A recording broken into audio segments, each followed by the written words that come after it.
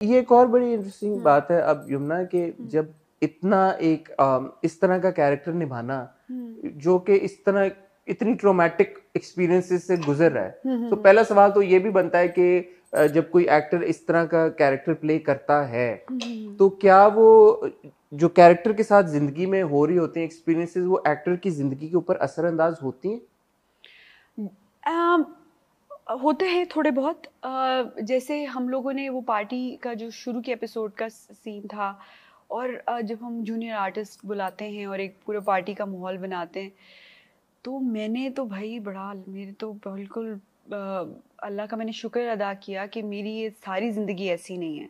मैं सिर्फ कुछ महीने एक ड्रामाई शक्ल में इसको शूट कर रही हूँ, क्योंकि डेफिनेटली जिस तरह दिखाया गया है यहाँ पे प्रोस्टिट्यूशन का सारा सिलसिला आजकल का दौर का दिखाया हुआ है। ये अब पता नहीं कुछ चैनल्स पे उमराव जान अदा के टाइम की वो चल रही हैं अभी तक, बट ये कि अभी कोठा कल्चर, हाँ कोठा कल्चर, वो कोठा कल्चर में फंसे हैं। अब तो हाँ, अब तो भाई मॉडर्न हो गए सब, ऐसी लड़कियां टिप टॉप होती हैं जैसे दिखाया है, जीन शर्ट पहन के बाल शाल बना के, तो असरअंदाज तो नहीं होता। बट ये कि वो पार्टी का सीन करवाते हुए, क्योंकि मैं बहुत ज़्यादा बहुत सोशलाइज नहीं करती, तो वो जो एक सीन था तो वो करते हुए ज़रा मुझे हो रहा था कि अल्लाह का शुक्र है कि ये ज़िंदगी नहीं है मेरी कुछ, मैं ये सवाल आपसे इसलिए भी पूछ रहा हूँ कि जब हम देखते हैं यार कि इतना हैवी सीन यमुना ने कर दिया। वो एक सीन मेरा बड़ा फेवरेट था, मैंने उसको बहुत शेयर भी किया अपने सोशल मीडिया प्लेटफॉर्म्स पे, where you know she find something जो उसको बचपन की याद दिलाती है। एक उसका टॉय था या कोई चीज था, हाँ, गुगु घोड़ा, गुगु घोड़ा, और वो फिर घूमती है जिस तरह से और पैर मारती है, वो सो चिलिंग के देखते हुए बंदे को एहसास होता है यार कि ये इस एक्टर ने निभाया, इसके लिए कितना मुश्किल होगा। बिल्कुल असर ऐसा तो नहीं होता, लेकिन मैंने कुछ ऐसे रिव्यूज सुने जो कि वो कह रही थी कि वो तारीफ कर रही थी कि यमुना इतना भाई हैट्स ऑफ टू हर कि वो इतना अच्छा परफॉर्म कर रही है और ये वो, और पता नहीं उसको कितने थेरेपीज के सेशंस पे जाना पड़ता होगा और उसको पता नहीं उसका क्या। तो ऐसा कतन नहीं है हसन, आप यकीन करें कि कोई इस तरह का सीन करके, जाहिर सी बात है आपकी बॉडी आपका माइंड इन्वॉल्व तो होता है, लेकिन वो जिस मकसद के लिए किया जा रहा है, अगर वो मकसद अचीव हो रहा है तो यकीन करें कि मेरा कॉन्फिडेंस लेवल या मेरा तस्कीन का जो मुकाम है वो 20-30% रेज हो जाता है। मेरी हैप्पीनेस रेज हो जाती है। मैं इतनी मुझे ऐसा लगता है कि 1.5 इंच तरह जमीन से ऊपर आ गई हूँ मैं एक अच्छा सीन परफॉर्म करने के बाद, माशाल्लाह।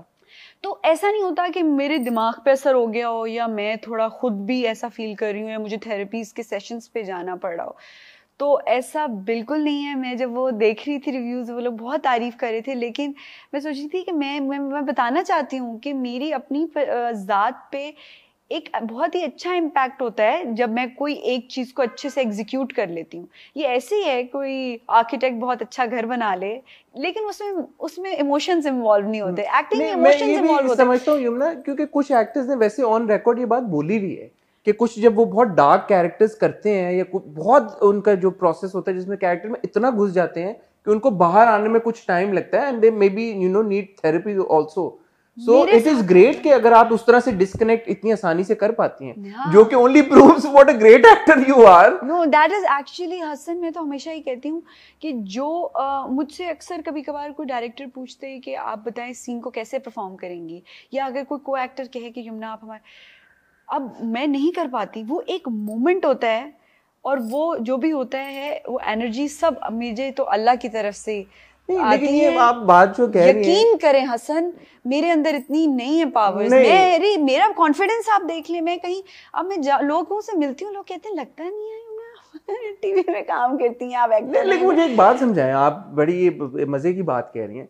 जब हम आपको प्यार के सदके में महाजबीन के तौर पर देखते हैं तो यूर सेइंग कि बस ये हो गया एकदम अचानक, या फिर जब हम आपको सुंबुल बने हुए देखते हैं दिल ना, हम तो क्योंकि अपने हर रिव्यू में हर बार यही कहते हैं यार कि ये लड़की कितने एफर्टलेसली एक कैरेक्टर से दूसरे कैरेक्टर में चली जाती है, पता भी नहीं चलता, and each character is so different. So I don't know when you are saying कि ये हो जाता है तो I do not know this Hassan, it's completely because of because of Allah, वो एक मोमेंट का एक गेम होता है। 2020 में 4 प्रोजेक्ट्स मैंने साथ रिकॉर्ड करवाए हैं। इश्क ज़ह नसीब की, प्यार के सदके की शूट, प्यार के सदके की शूट से मैं इश्क ज़ह नसीब पे जाती थी कभी कभार कुछ सीन्स कराने के लिए। बन के आप शाकिरा बनती थी। हाँ, और फिर प्यार के सदके की शूट के दौरान राज़े उल्फत भी रिकॉर्ड हो रहा था, और बीच में एक 15 दिन मुश्क, और फिर महाजबीन की शूट से 15 डेज का 16 दिन का काम करवाने में लाहौर सुंबल का कैरेक्टर करने के लिए भी गई थी। So that is, I think these powers are definitely given by gods. That's why I'm always, I keep myself very low, very grounded, because किसी भी वक्त कभी कभार कई दफा सीन नहीं भी होता तो बस ऐसे ही बैठी होती हूँ कि भाई शाहरुख की मेरा एक्सप्रेशन आप कैच करें।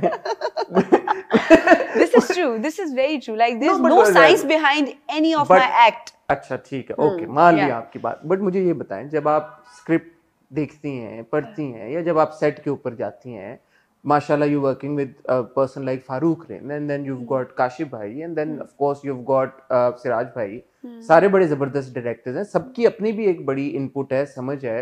वो जब आपको फिर कास्ट करते हैं तो कुछ ना कुछ तो सोच के समझ के कास्ट करते हैं। प्रोड्यूसर्स इतने पैसे लगाते हैं, इतने लगाते हैं तो कोई ना कोई तो चक्कर होगा, कोई ना कोई तो प्रोसेस होगा। डेफिनेटली हसन, जब मैं स्क्रिप्ट पढ़ती हूँ तो बिल्कुल एक स्केच बनता जाता है ऑटोमेटिकली, दिमाग में एक स्केच बनता जाता है, और बिल्कुल खाका बन जाता है, बिल्कुल टोन पता लगती है, टोन, आवाज़ का इस्तेमाल, आँख, मैनरिज्म, तो वो सब चीज़ें भी मैं करती हूँ अपनी। असल में मैं आपको बताऊँ, मैं अपनी सारी अक्ल जो है दिमाग इसी में लगाती हूँ। अदरवाइज ज़िंदगी में मेरे घर वाले कहते हैं कि भाई हर चीज़ लिख के, जैसे कहते नहीं है कि नंबर्स गलत बोल देती हूँ कभी कभार, डेट्स नहीं याद रखती, फ्लाइट्स में मिस कर देती हूँ, अमेरिका की फ्लाइट मिस कर दी आते हुए, अभी एयरपोर्ट से आ रही थी तो कोई और टिकट दिखा दिया, वो बेचारी वो जो काउंटर के उस पार वो देखे जाए, मैं भी इतनी देर क्यों लगा रही हूँ। कहा मैम आपने आप इस्लामाबाद टू कराची ट्रैवल कर रही हैं, आपने लाहौर टू कराची की हमें कोई टिकट दिया हुआ है। तो अब ये है कि ये ऐसे भी हो रहा होता है मेरे साथ कभी कभार। So the energies are all focused towards your craft. Yeah, that's true. Yeah, that's true, because I love my work. That's actually my passion. जब आपके पास कोई स्क्रिप्ट आता है या कोई कहानी आती है, are you more focused on आपका कैरेक्टर क्या है, या आपके दिमाग में ये भी सोच आ रही होती है कि नहीं यार ओवरऑल इसका प्लॉट क्या है? बहुत ही अच्छा सवाल किया आपने हसन। Thank you Yamuna. 10 में से कितने नंबर देने चाहिए? 10 out of 10। क्योंकि मैंने मोस्टली जो पहले कैरेक्टर सारे ड्रामास किए हैं, वो एक होता है कैरेक्टर बेस्ड ड्रामा, एक होता है स्टोरी बेस्ड ड्रामा। तो स्टोरी में आपका कैरेक्टर इतना लाउड, जैसे मैंने बाकी पहले अपने सारे loud characters, strong, thick, solid characters किए। अभी जो मैं कर रही हूँ वो मोस्टली वो हैं स्टोरी बेस्ड हैं सीरियल्स, इसलिए मैं ज़्यादा भी डरी हूँ जो 2021 में मैंने साइन किए हैं। उसमें the focus is not just on your character, is that what you say? It's actually the story. Okay. Razi Ulfat was a story, was not my character. You see, Mahjabeen was my character. Sumbal is the character, is the story as well. But Sumbal तो मैं ये कहना चाहूँगा कि दिल ना उम्मीद तो नहीं में actually it's more about the entire like you know पूरा जो narrative build जो क्रिकेट वाली गर्ल्स का है मुझे वो बहुत पसंद है, जिमी का पार्ट मुझे बहुत पसंद है, एंड दैट इज तो ये तो एक पूरा नैरेटिव चल रहा है जिसमें मुझे ऐसा लगता है कि आप एक हिस्सा हैं, and then of course the way that you performed you outshine everybody else also. जिस तरह का ट्रैक अल्लाह रखी का है जो आपने परफॉर्म किया है, बट राज़े उल्फत तो मुझे ऐसा लगा कि वो तो मुश्क की ही कहानी है।